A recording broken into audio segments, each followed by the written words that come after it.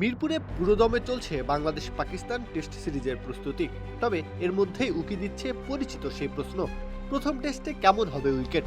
স্পিনের জাল বিছিয়ে প্রতিপক্ষকে ফাঁসানো, নাকি একেবারে স্পোর্টিং উইকেট বানিয়ে সরাসরি লড়াইয়ে নামা? কোন পথে হাঁটবে বাংলাদেশ?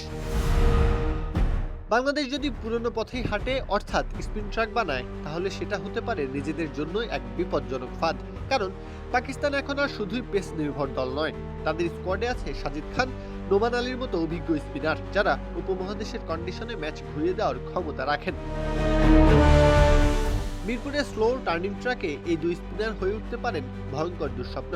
বাংলাদেশের ব্যাটিং লাইন আপ যেটা মাঝে মধ্যেই ধসে পড়ে, সেই দুর্বলতাকে নির্মমভাবে উন্মোচন করতে পারেন তারা। তাই কৌশল বদলানোই হতে পারে সবচেয়ে বুদ্ধিমানের কাজ। স্পিন ট্র্যাক নয়, বরং দরকার স্পোর্টিং উইকেট, যেখানে ব্যাট ও বলের মধ্যে থাকবে সমান লড়াই।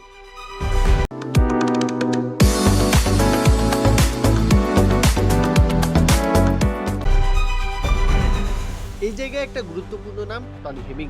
রাওয়ালপিন্ডিতে বাংলাদেশের ঐতিহাসিক জয়ের সময় যিনি ছিলেন পিস কিউরেটর, সেই হেমিং এখন বাংলাদেশ ক্রিকেটের দায়িত্বে। সেখানে ছিল প্রাণবন্ত উইকেট, যেখানে পেসাররা পেয়েছিলেন বাউন্স ও মুভমেন্ট। আবার ব্যাটারদের জন্যও ছিল রান করার সুযোগ। ফলাফল, আত্মবিশ্বাসী বাংলাদেশের সামনে বিধ্বস্ত হয়েছিল পাকিস্তান। মিরপুরে যদি সেই ছাঁচেই উইকেট তৈরি হয়, তাহলে ম্যাচের রূপই বদলে যেতে পারে।